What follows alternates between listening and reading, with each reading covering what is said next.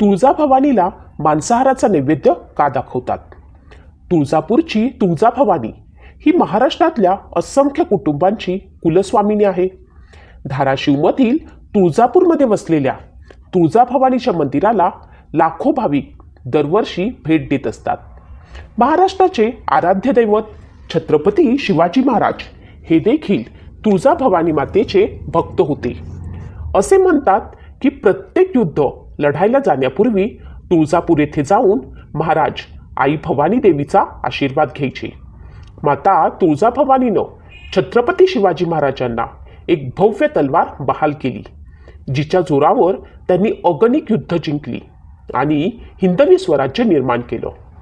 अशा या तुळजाभवानी देवीबाबत आणखी एक गोष्ट सांगितली जाते, ती म्हणजे तुळजापूरच्या तुळजाभवानीला मांसाहाराचा नैवेद्य दाखवला जातो. पण तुळजाभवानीला मांसाहाराचा नैवेद्य का दाखवतात? तुळजाभवानीला हा नैवेद्य दाखवला जातो का? तुळजाभवानी मातेचा इतिहास नक्की काय? तर तुळजाभवानी ही कृतयुगात अनुभूतीसाठी, त्रेतायुगात प्रभू श्रीरामांसाठी, द्वापारयुगात धर्मराज युधिष्ठिरांसाठी आणि कलियुगात छत्रपती शिवरायांसाठी आशीर्वाद रूपी ठरलेली आहे.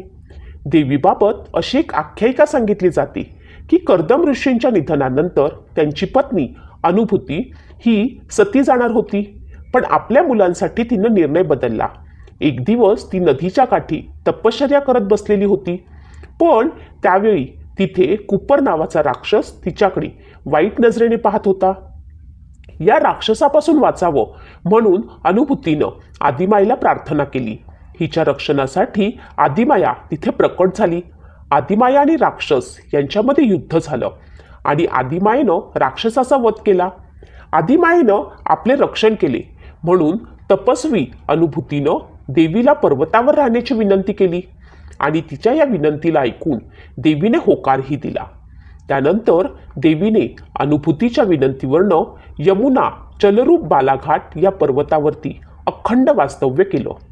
याच बालाघाट डोंगराच्या वरच्या यमुनाचल या डोंगरावरती तिचं मंदिर बांधण्यात आलं, जे तुळजापुरात आहे. तुळजाभवानीच्या मंदिराचा इतिहास काय आहे हे आपण जाणूया. आदिशंकराचार्यांनी मातेची मूर्ती ही श्रीयंत्रावरती उभी केल्याचं सांगितलं जातं. मंदिराचा गर्भगृह, सभामंडप, गोमुख, कल्लोळ तीर्थ, होमकुंड इत्यादी मंदिर परिसरातील अवशेषावरनं हे मंदिर 13व्या शतकात बांधलं गेलं असावं असं सांगितलं जातं. देवीचं हे मंदिर हेमाडपंथी पद्धतीने बांधलेले असून त्यावर कोरीव कामही करण्यात आले आहे. मातेची मंदिरातील मूर्ती ही काळ्या पाषाणाची आहे. मूर्तीचं वैशिष्ट्य म्हणजे ही मूर्ती स्वयंभू आहे, 3 फूट उंचीची आहे. देवीच्या पाठीवरती वानाचा भाता आहे आणि देवीच्या मुखाच्या उजव्या आणि डाव्या अंगाला चंद्र आणि सूर्य आहेत. देवीचा उजवा पाय हा महिषासूर राक्षसावर आहे, तर डावा पाय जमिनीवर आहे आणि या 2 पायांच्या मध्ये महिषासूर राक्षसाचं मस्तक आहे.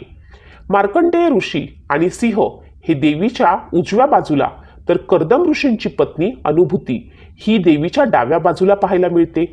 देवीच्या मूर्तीची सगळ्यात महत्त्वाची गोष्ट म्हणजे देवीची मूर्ती एकाच ठिकाणी ठेवली गेली नाहीये. म्हणजे देवीची मूर्ती कोणत्याही ठिकाणी ठेवता येते आणि कोणत्याही दिशेने ठेवता येते. त्यामुळे या मूर्तीला चलमूर्ती असेही म्हणतात.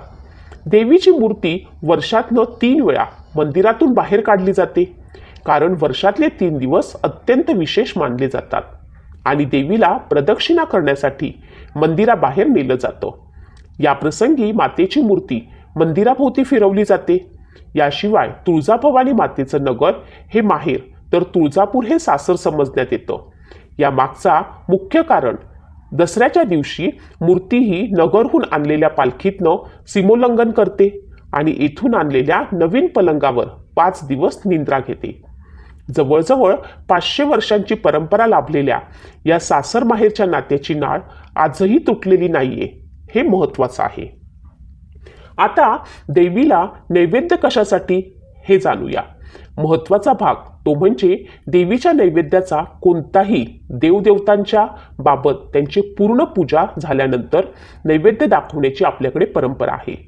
त्याच परंपरेप्रमाणे पूजा झाल्यानंतर तुळजाभवानी आईला नैवेद्य दाखवला जातो. पहाटे महंतांकडनं देवीची पूजा केली जाते आणि त्यानंतर देवी भक्तांच्या वंशजाकडनं भाजी भाकरीचा नैवेद्य हा देवीला दाखवतात. करवीर संस्थानाकडनं आणलेल्या दूध खिरीचा नैवेद्यही दाखवला जातो. यासोबतच अभिषेक, वस्त्रालंकार, मुख्य भूपे होतात आणि देवीला पुरणपोळी, गोड भात, पापड, कोथिंबीर, चटणीचा नैवेद्य दाखवला जातो. या सगळ्या नैवेद्यानंतर आई तुळजाभवानीला पाणी पाजून पंचपानांच्या विड्यांचा नैवेद्य दाखवतात. देवीला प्रथेप्रमाणे दही भाताचा नैवेद्यही दाखवला जातो.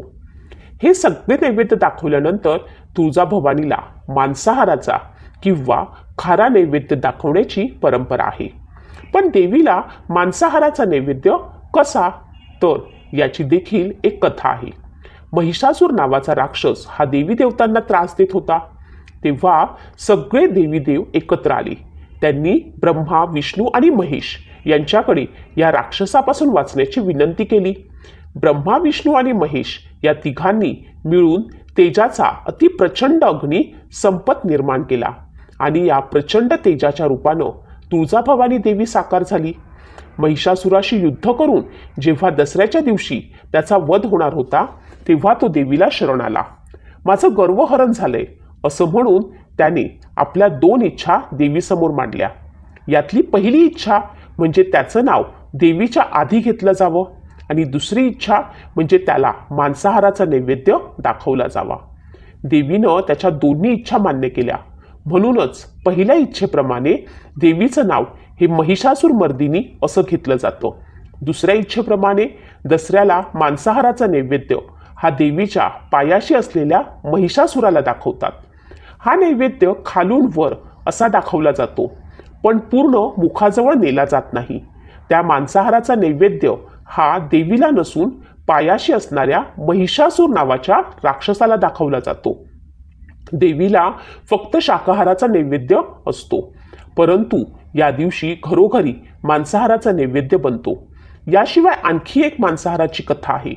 नवरात्रीनंतर भैरवनाथाला रम्य स्थान पाहण्यासाठी दंडकारण्यात देवीनं पाठवले. तिथे आल्यावर तो देवीने त्याला पाठवले तेच विसरला आणि तेव्हा देवीनं रागावून त्याला विचारलं, कशासाठी पाठवलं होतं आणि काय करत आहात? त्यावेळी देवीची त्यानं क्षमा मागितली. मग देवी तिथे विराजमान झाली आणि तिच्या रक्षणासाठी अष्टभैरव तिच्या समोर राहिले. तो दिवस दिवाळीचा होता, म्हणून दिवाळीचा नैवेद्य हा काळभैरवनाथाला मांसाहारी नैवेद्य दाखवला जातो आणि देवीलाही तोच नैवेद्य असतो आणि पाडव्याला पुरणाचा नैवेद्य असतो. अशा प्रकारे तुळजाभवानी मातेला मांसाहारी नैवेद्य दाखवण्याची प्रथा आणि परंपरा सुद्धा आहे. तुळजाभवानी देवीच्या उपासनेत शारदीय नवरात्रीला खूप महत्त्व आहे.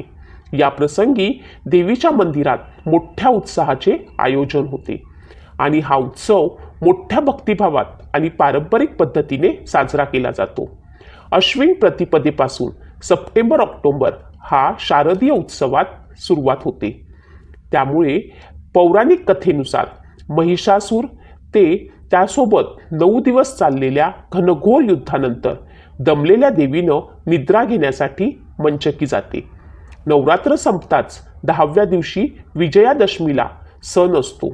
यावेळेस श्री तुळजाभवानी मातेची मूर्ती ही मंदिर परिसरामधील पिंपळाच्या पारावर आणून पालखीमध्ये ठेवून मंदिर प्रदक्षिणा करण्यात येते. भाविक हळदी कुंकूची उधळण श्री तुळजाभवानी देवीच्या पालखीवर करतात. हा उत्सव लाखो भाविक सहभागी होतात. छत्रपती शिवाजी महाराजांनी भवानी मातेच्या चरणी अर्पण केलेली सोन्याच्या पुतळ्यांची माळ आजही देवीच्या मुख्य अलंकारांपैकी एक आहे.